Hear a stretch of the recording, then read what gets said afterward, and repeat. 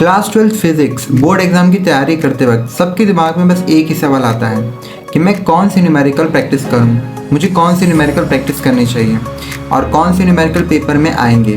तो आज के इस वीडियो में मैं आपको 15 ऐसे न्यूमेरिकल देने वाला हूं जो PYQ से लिए गए हैं और जो बार बार रिपीट होते हैं। अगर आप इन्हें प्रैक्टिस कर लेते हो तो आप एग्ज़ाम में न्यूमेरिकल सेक्शन 100% अटेंड कर पाओगे।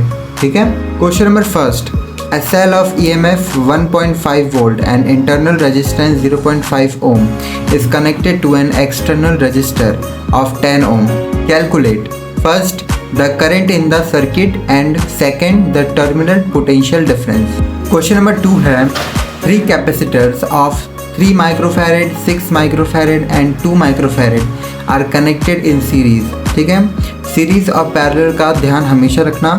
सीरीज में आपको सीधे प्लस करना होता है। Find the equivalent capacitance. Question number 3 है explain capacitors of 3 microfarad, 6 microfarad and 2 microfarad are connected in parallel. ठीक है, इसी का अपोजिट है question. Find the equivalent capacitance. Question number 4 है 2 long parallel wire separated by 0.20 metre carry current of 5 ampere and 10 ampere in the same direction. Find the force per unit length between them. Question number 5 आता है A circular coil of radius 0.1 meter carries the current of 2 ampere. Calculate the magnetic field at the center of the coil. Single turn. ठीक है।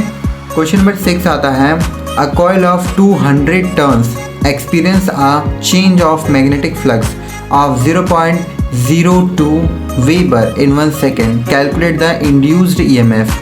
Then question number 7 आता है An LCR series circuit has L is equal यानी कि length है 25 and जो capacitance है वो है 100 माइक्रोफैरेड।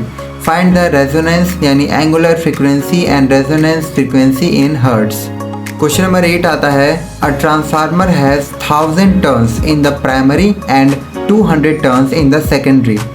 ठीक है, मतलब प्राइमरी में 1000 टर्न्स है प्राइमरी कॉइल में और सेकेंडरी में 200 है। If the primary voltage is 240 volt यानी आइडियल ट्रांसफार्मर और फाइंड द सेकेंडरी वोल्टेज, आपको ये क्वेश्चन को बताना है। देन क्वेश्चन नंबर 9 है in Young's double slide experiment slide separation D is equal 0.4 mm, screen distance capital D is equals 1.5 metre and wavelength is equal 600 nm.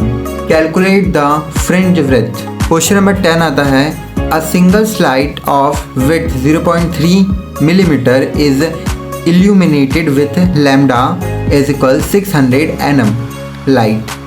Screen is 1 meter away. Find angle theta of the first diffraction minimum.